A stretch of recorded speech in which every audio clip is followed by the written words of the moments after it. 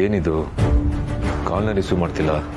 ಸಂಜೆ ಅಷ್ಟೊತ್ತು ದುಡ್ಡು ಕೊಡ್ತೀನಿ ಅಂತ ಬೇರೆ ಹೇಳಿದ್ರು, ಈಗ ನೋಡಿದ್ರೆ ಕಾಲೇ ರಿಸೀವ್ ಮಾಡ್ತಿಲ್ವಲ್ಲ. ಸಿರಿಗೆ ಬೇರೆ ಸಂಜೆ ದುಡ್ಡು ಕೊಡ್ತೀನಿ ಅಂತ ಹೇಳಿದ್ದೆ. ಏನು ಮಾಡೋದು? ಸಂಜೆವರೆಗೂ ಕಾಯೋ ಅವಶ್ಯಕತೆ ಇಲ್ಲ ಸಮರ್ಥ.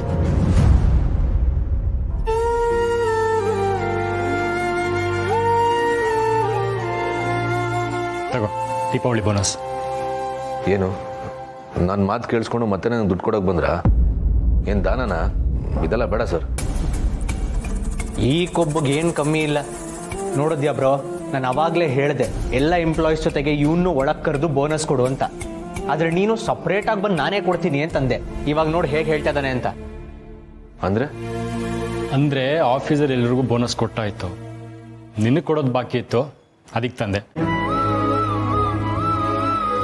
ಅದು ಬಿಟ್ಟು ನಿನ್ನ ಮಾತು ಕೇಳಿಸ್ಕೊಂಡು ಇಮಿಡಿಯೇಟಾಗಿ ದುಡ್ಡು ಅರೇಂಜ್ ಮಾಡಿ ಕವರ್ಗೆ ಹಾಕ್ಕೊಟ್ಟೆ ಅನ್ಕೊಂಡ್ಯಾ?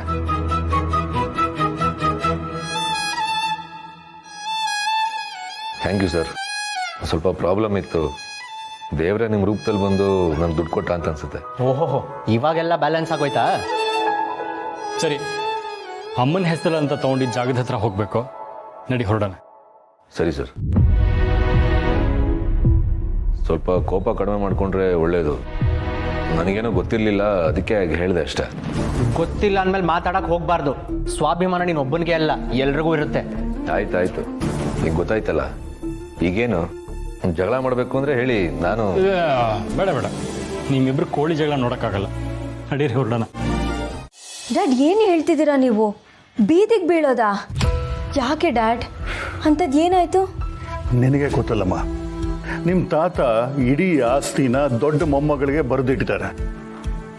ಒಂದು ವೇಳೆ ಅವಳು ಸಿಗದೆ ಹೋದರೆ ಇಡೀ ಆಸ್ತಿ ಅನಾಥಾಶ್ರಮ ಕೊಟ್ಟೋಗುತ್ತೆ. ನಾವು ಬೀದಿಗೆ ಬರಬೇಕಾಗತ್ತೆ. ಛೇ, ಹೌದಲ್ವಾ? ಈ ವಿಷಯ ನನಗೆ ಮರ್ತೇ ಹೋಗಿತ್ತು. ನೀನು ಮರಿಬೋದು, ಆ ವಿಷಯನ ನಾನು ಮರೆಯೋಕ್ಕಾಗಲ್ಲ ಅಲ್ವಾ? ಅವತ್ತು ಪೂರ್ಣಿ ನಮ್ಮನ್ನೇ ಅಪ್ಪ ಅಮ್ಮ ಅಂತ ಒಪ್ಕೊಂಡು ಬಾಯಿ ಮುಚ್ಕೊಂಡು ಸುಮ್ಮನೆ ಇದ್ದಿದ್ರೆ ಇವತ್ತು ನಮಗೆ ಈ ಸಮಸ್ಯೆನೇ ಬರ್ತಾ ಇರಲಿಲ್ಲ. ಈ ಮನೆಯವರೆಲ್ಲ ಅದೇನೋ ಪ್ರಿನ್ಸಿಪಲ್ಸ್ ಬಿಟ್ಟು ನಾವು ಬದುಕಲ್ಲ ಅನ್ನೋ ಥರ ಆಡ್ತಾರೆ.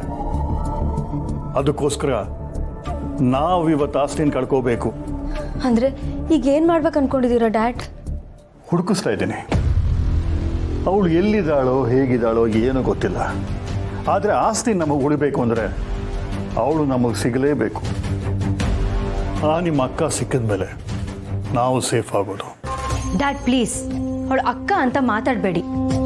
ದುರದೃಷ್ಟದ ಮಗು ಅಂತ ಯಾವತ್ತೋ ನೀವು ಬೀದಿಗೆ ಬಿಟ್ಟು ಬಂದವಳನ್ನ ಇವತ್ತು ನನಗೆ ಅಕ್ಕ ಅನ್ನೋ ಹಾಗೆ ಮಾತಾಡಬೇಡಿ. ನನಗೆ ಈ ಅಕ್ಕ ತಂಗಿ ಅನ್ನೋ ಸೆಂಟಿಮೆಂಟ್ನ ಡೈಜೆಸ್ಟ್ ಮಾಡ್ಕೊಳಕ್ಕಾಗಲ್ಲ. ನೀವು ನನಗೆ ಮಾತ್ರ ಅಪ್ಪ ಅಮ್ಮ, ನಿಮ್ಮ ಪ್ರೀತಿ ನನಗೆ ಮಾತ್ರ ಸಿಗಬೇಕು. ಇದ್ರ ಮಧ್ಯೆ ಯಾರೇ ಬಂದರೂ ನನಗೆ ಸಹಿಸ್ಕೊಳಕ್ಕಾಗಲ್ಲ. I know that. ಅವಳು ಸಿಕ್ತಿದ್ದಾಗೆ ಆಸ್ತಿ ಎಲ್ಲ ನಮ್ಮ ಹೆಸರಲ್ಲಿ ಬರೆಸ್ಕೊಂಡು ಅವಳು ಎಲ್ಲಿದ್ಲು ಅಲ್ಲಿಗೆ ವಾಪಸ್ ಕಳಿಸ್ಬೋಣ. ಅವಳು ಬರ್ತಾಳೆ ಅಂದ್ರೆ ಮಾತ್ರಕ್ಕೆ ನಿನ್ನ ಮೇಲೆ ನಮ್ಮ ಪ್ರೀತಿ ಕಮ್ಮಿ ಆಗಲ್ಲ.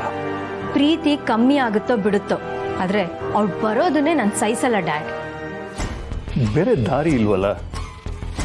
ಆಸ್ತಿ ನಮಗೆ ಬೇಕು ಅಂದರೆ ಅವಳು ಬರಲೇಬೇಕು. ಸ್ವಲ್ಪ ದಿನ ಮಟ್ಟಕ್ಕೆ ನೀನು ಅವಳನ್ನ ಅಕ್ಕ ಅಂತ ಒಪ್ಕೊಳ್ಳೇಬೇಕು. ಅದೆಲ್ಲ ಸಾಧ್ಯ ಇಲ್ಲ ಡ್ಯಾಡ್. ಅವಳೇನಾದರೂ ಆ ಮನೆಗೆ ಬಂದರೆ ನಾನು ಆ ಮನೆ ಕಡೆ ತಿರುಗೂ ನೋಡಲ್ಲ.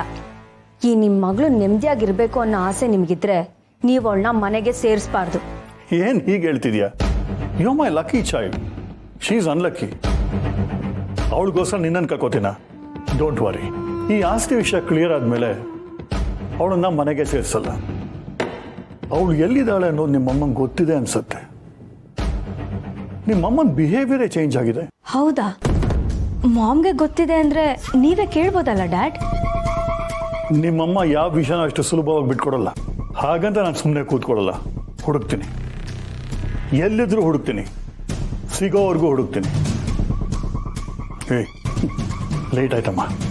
ನಾವು ಹೀಗೆ ಕೂತ್ಕೊಂಡು ಮಾತಾಡ್ತಿದ್ರೆ ಮನೆಯವ್ರಿಗೆಲ್ಲ ಡೌಟ್ ಬರುತ್ತೆ. ಕಮ್ಲೆತ್ಕೋ ಡ್ಯಾಡ್, ಮತ್ತೆ ಹೇಳ್ತಿದ್ದೀನಿ, ಅವಳನ್ನ ನೀವು ಆಸ್ತಿಗೋಸ್ಕರ ಅಷ್ಟೇ ಹುಡುಕ್ಬೇಕು. ಅದು ಬಿಟ್ಟು ಯಾವತ್ತಿದ್ರೂ ನಾನಷ್ಟೇ ನಿಮ್ಮನ್ನ ಯಾರೋ ನೆನ್ಪು ಮಾಡ್ಕೋತಿರ್ಬೇಕು ಅಂಕಲ್. ಯಾರಮ್ಮ ನೆನ್ಪು ಮಾಡ್ಕೋತಾರೆ? ಮನೆಯವರೆಲ್ಲ ಇಲ್ಲೇ ಇದಾರಲ್ಲ. ಏನ್ ಜನಾರ್ದನ್, ನಿನಗೆ ಬೇರೆ ಸಂಸಾರ ಏನಾದರೂ ಇದೆಯಾ? ಅವ್ರನ್ನೇನು ಮಾಡ್ಕೊಂಡಿರ್ಬೋದಾ? ಇರೋ ಒಂದು ಸಂಸಾರ ನಿಭಾಯಿಸೋಕ್ಕೆ ಸಾಕಾಗೋಗಿದೆ. ಇನ್ನು ಎರಡನೇದು ಬಂದರೆ ಮುಗೀತು ಕತೆ. ನನ್ನನ್ನು ಯಾರು ನೆನೆಸ್ಕೊಳ್ಳಿಲ್ಲ ಬಿಡಯ್ಯ. ಪೂರ್ಣಿ ಕುಟುಂಬನ ಈ ರೀತಿ ಒಟ್ಟಿಗೆ ನೋಡೋದಕ್ಕೆ ಖುಷಿ ಆಗತ್ತೆ. ಪೂರ್ಣಿ ಇಂಥ ಮಗಳು ಪಡೆಯೋದಕ್ಕೆ ಇವರೆಲ್ಲರೂ ಪುಣ್ಯ ಮಾಡಿದ್ರು. ಅದಕ್ಕೆ ನಾನು ಉದಯ ಆಗ್ಬೇಕಷ್ಟೆ. ಏನದಕ್ಕೆ ನೀವೇ ಮಾತಾಡ್ಕೋತಿದ್ದೀರಾ? ನಮಗೂ ಸ್ವಲ್ಪ ಹೇಳಿ. ಅಂಥದ್ದೇನೂ ಇಲ್ಲ. ಜನಾರ್ದನ್ಗೆ ನಮ್ಮ ಮನೆ ಊಟ ಇಷ್ಟ ಆಯ್ತೋ ಇಲ್ವೋ ಅಂತ ಕೇಳ್ತಾ ಇದ್ರು.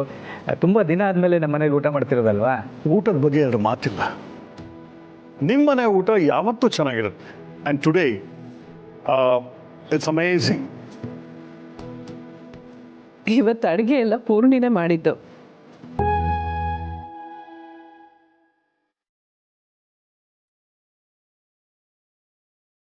ಗುಡ್, ಚೆನ್ನಾಗಿ ಮಾಡಿದ್ದಾರೆ.